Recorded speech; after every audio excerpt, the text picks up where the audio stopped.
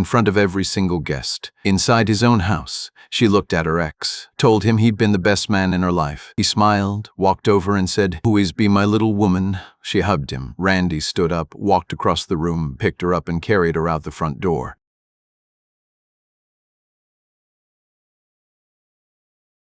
My girlfriend invited her ex to her birthday party. He called her his. I carried her out the front door. I'm not someone who usually tells stories like this. But this one needs to be told not because it destroyed me, but because of what it showed me in real time about someone I had given everything to. My name is Randy. I'm a doctor. And for over 2 years, I believed I had something real with Marlen. Then came her birthday party. But before I get to that night, you need to understand what the months before it actually looked like, because context is everything. And without it, you'd miss the part that made that night so much heavier than it already was. Marlen had a car accident. A bad one. Her leg fractured in 3 places. She worked as a waitress before it happened, active, independent, always moving. After the accident, all of that stopped. Her job held her position, but they weren't paying her while she was out. She was essentially suspended in place, financially and physically. I made a decision. She didn't ask directly. I offered. She was my girlfriend. She was going through something real. I had the means to help, so I did without conditions, without keeping score. I covered everything. Rent, food, medication, follow-up appointments, physical therapy, all of it running on my income from my account. And because I'm a doctor, I handled her wound care personally, changed her bandages, monitored her healing, administered medication on schedule. It became part of my daily routine, something I did before leaving for work and again when I came home. At the beginning, she was grateful, genuinely. You could feel it in how she spoke to me, and small gestures, and the way she looked at me when she thought I wasn't paying attention. But gradually, not suddenly, gradually that shifted. She became more distant, more irritable, harder to reach. I told myself it was the pain, the frustration of not being able to work, not being able to move freely, being dependent in a way she'd never been before. I tried to stay patient. Then she mentioned her birthday. It came up casually over dinner one night. I want to do a small get-together for my birthday. Sure, I said. Who are you thinking of inviting? The usual people. That answer was vague, but I didn't push it. I knew her circle, a couple of close friends, some coworkers, a couple we both knew. Nothing unusual. We'll do it here, I said. It made sense. She couldn't move easily. Everything she needed was already here. No discussion needed. The days leading up to it, I handled everything. Cleaned the house, rearranged the living room, set up a table with food and drinks, made sure the space was accessible for someone still using crutches and unable to put full weight on her leg. She got dressed that day differently than she had in months. More carefully. She did her makeup, chose a dress that allowed her to move, and looked genuinely like herself again in a way I hadn't seen since before the accident. I noticed. I didn't say anything. I just registered it. Guests started arriving around 7. Everything was normal. Her friends, co-workers, a couple we both knew. Music at a reasonable volume, easy conversations, some laughter. I moved around the room, checked on things, made sure everyone had what they needed. Then, about halfway through the night, someone knocked at the door. I wasn't expecting anyone else. Before I could even get up, Marlen was already on her feet. Not just up moving, fast. With an energy I hadn't seen from her in weeks. She crossed the room on her crutches with an urgency that didn't match her usual pace. I stayed where I was and watched. She opened the door. "You came," she said. The tone wasn't casual. It carried weight, the specific weight of something that had been anticipated. I could see who was standing at the entrance from across the room. Marlen, her ex. I recognized him immediately, not from having met him, I hadn't, from photos, from things she'd mentioned in passing, never in detail, but enough that I knew exactly who he was. What I didn't know was why he was standing at my front door. She moved faster to open that door than she had moved in weeks. The body doesn't lie about what the mind is prioritizing. Marlen moved toward him and hugged him. Not a brief greeting. Not an awkward acquaintance hug. Something close, familiar, the kind of physical ease that doesn't happen between strangers. I walked over, kept my voice level. Marlen looked at me and raised both hands, slightly a preemptive gesture. "Easy, man," he said. "I'm not here for trouble. I'll stay a bit and leave." His tone was relaxed, confident, like he'd already run the scenario in his head and knew how it would go. Before I could respond, Marlen turned to me. "Please," she said, "don't make a scene. He's just staying 30 minutes. I looked at her for a moment. 3 things were already wrong and she knew it. First, she had never told me she'd invited him. Second, her reaction when she saw him at the door wasn't the reaction of someone greeting a casual guest. Third, both of them had already anticipated my discomfort, which meant this had been discussed between them before tonight. "You invited him?" I asked. She avoided my eyes for exactly 1 second. That was the answer. "It's not a big deal," she said. "I just wanted him here for a bit." I looked at Marlen. He said nothing, just watched. I exhaled slowly. "Fine," I said. 30 minutes. Not friendly, but not an explosion either. There was a boundary stated clearly and immediately in the way she nodded. I could tell she'd gotten exactly what she'd come for. Marlen walked in. I went back to my chair. If you've ever sat in your own home and felt like a stranger in it, you already know what the next hour felt like. Drop it in the comments, because I want to know if I'm the only one who's been there. I picked up a drink just to have something in my hands. Watched the room. Watched her. watched how she moved when he was nearby lighter, more animated, more present than she'd been in months. Then a friend of hers named Kennel sat down next to me. He'd known Marlen for years. I'd seen him at gatherings before, the kind of person who says exactly what he's thinking without dressing it up. He leaned in and spoke quietly. Bro, Marlen is my friend. I love her. But how does she think it's okay to bring that guy to her boyfriend's house? I didn't answer right away.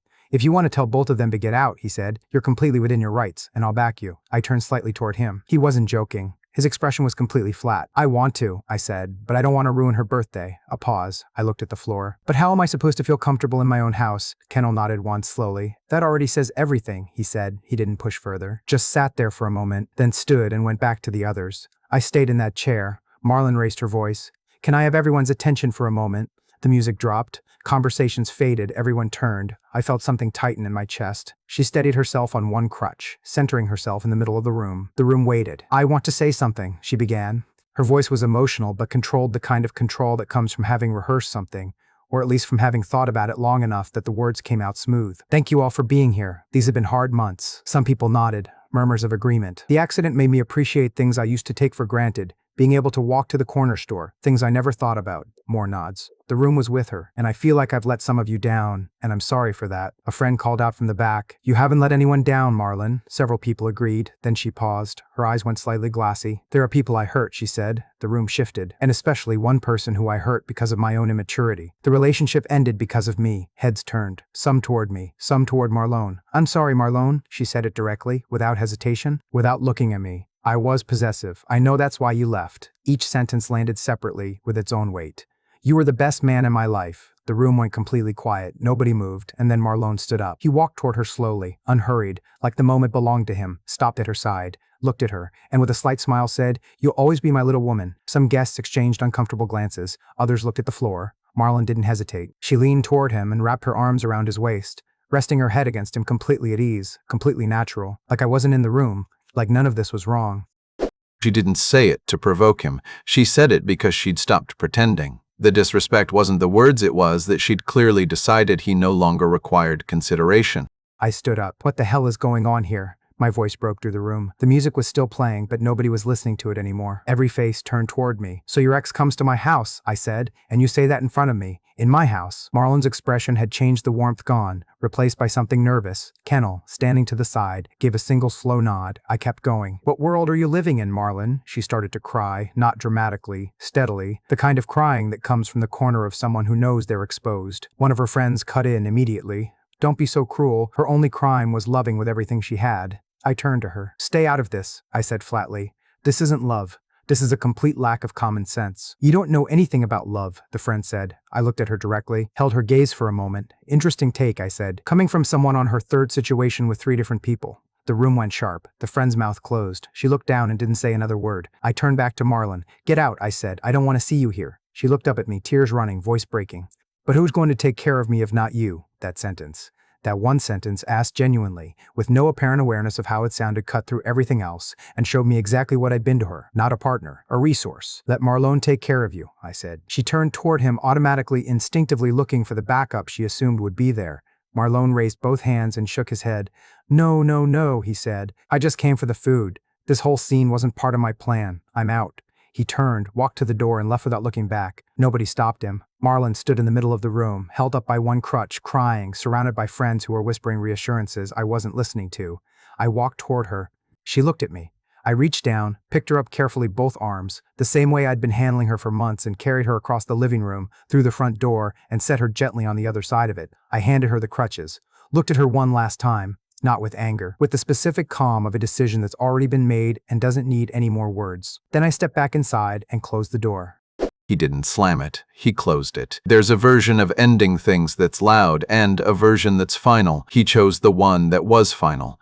The next day, around noon, there was a knock at the door. Her father. His expression was serious, not emotional, just firm, like a man who had come to handle something that needed handling. I'm here for her things, he said. Come in, I said. No pleasantries. He walked in, started collecting the boxes I'd already packed that morning. While he lifted one of them, he stopped and looked at me. What happened? It wasn't a casual question. So I answered it properly, the speech, the words, the hug, the confrontation, all of it. Exactly as it happened, without exaggeration. When I finished, he exhaled, ran one hand across his face, shook his head slowly. "This girl," he muttered, "and her damn telenovelas." He stood there a moment in silence. "They fried her brain," he added quietly. I didn't respond to that. There was nothing useful to add. He picked up the last box, moved toward the door, and paused before stepping out. "You did the right thing," he said. He didn't look at me directly when he said it, just spoke it into the space between us, like it was a fact he was acknowledging rather than a compliment he was offering. Then he walked out. I closed the door, stood in the apartment now quieter than it had been in months. No medication schedule, no wound care, no one on the couch when I came home, no one to consider, just the specific silence of a space that had finally stopped belonging to someone else. Gone. Not a word more.